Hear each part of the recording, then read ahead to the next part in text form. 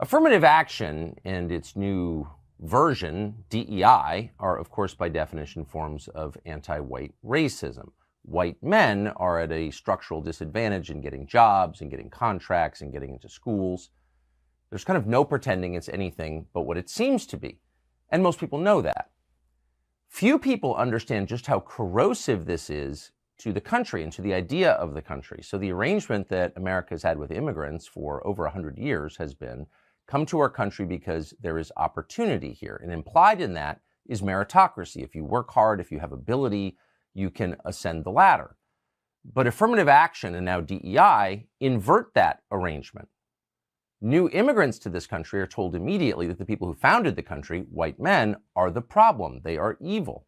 So not only does this inculcate racism in our immigrants, which is a terrifying prospect, but it also makes the workplace a hellscape, a sort of corporate Jim Crow structure that degrades everyone and that's inherently immoral.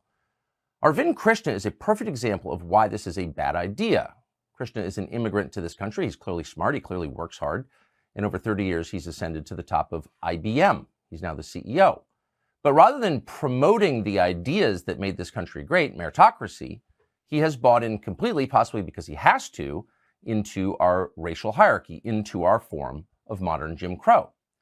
So thanks to James O'Keefe, the journalist, we know what that looks like on the inside. Here is video that was leaked to O'Keefe of Krishna, the CEO of IBM, telling his employees to hire fewer white men or they will be punished. Their pay will be cut. Watch this. I'm very clear about this. I expect at the executive level, so that is not just my directs, but all executives in the company have to move forward by 1% on both underrepresented minorities.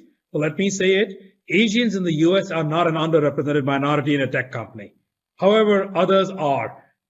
Ditto on gender diversity. So we take underrepresented and gender. You got to move both forward by a percentage.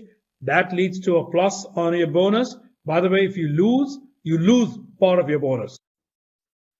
So how did an immigrant to this country, who clearly has a lot going for him, probably arrived here thinking this was a meritocracy, wind up supporting racial fascism?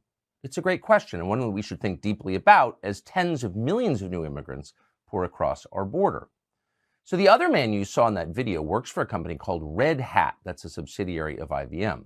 On that very same call, he bragged that past employees who pushed back against corporate racism, against DEI initiatives, were fired from the company. Watch. But the assertion there is no accountability around DEI efforts at Red Hat is really not the full picture. And as Arvind very much pointed out, and I very much understand, I am accountable. I hold myself accountable. He holds me accountable, as does the board for all of IBM. But we also hold the leadership at Red Hat accountable for that. I mean, I'll be very candid.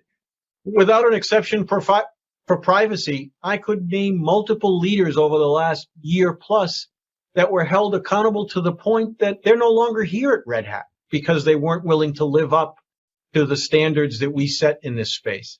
So in the public conversation, affirmative action, DEI, diversity are described with the language of sensitivity and inclusion. We're just trying to bring everybody in.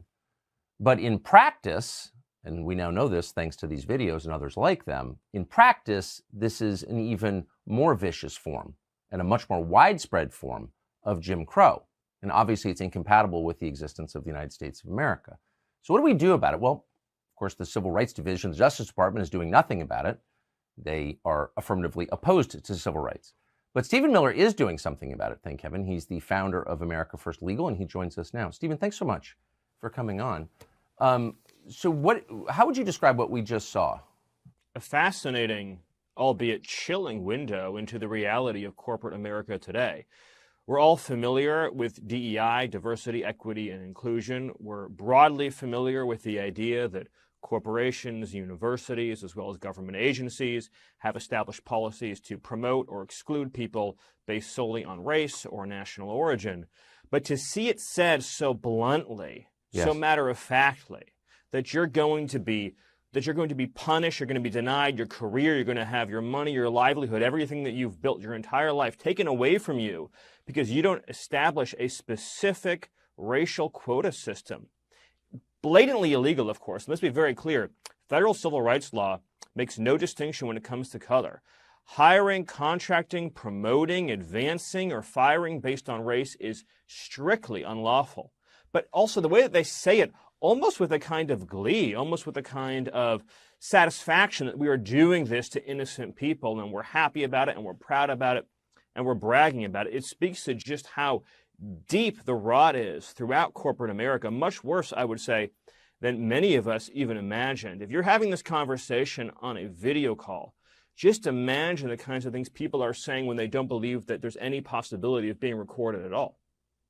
Yeah, and the effects are real. This destroys people's lives. And there are many measures of that. One is the relative suicide rate of white men and black women. One is among the highest in the country, probably the highest, and the other is the lowest. And they're not what you think. They're the opposite of what you think. So this kills people, of course, and whenever you tell large mobs that one group is evil and responsible for all your problems, ultimately you're going to get violence against that group.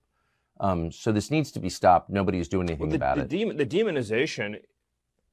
The demonization process has been underway, of course, for quite some time and has gotten radically worse recently.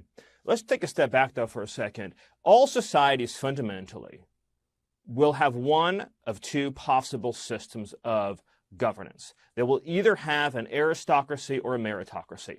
All places that have ever existed everywhere have existed under one of these two systems. Now, some aristocracies are a little bit more benign, right? They might be aristocracies like we had in England based upon hereditary privileges and dukes and earls and barons, but they still had a system of natural rights and natural law and basic legal protections. Then you have the Soviet system of aristocracy based on loyalty to and faith in the party and your willingness to hurt and punish people who aren't part of that system. What we have now is a merger of the Soviet style of hierarchy with a system of racial hierarchy. So it's completely soul-crushing, spirit-crushing. It is designed to deprive people of everything that makes them human.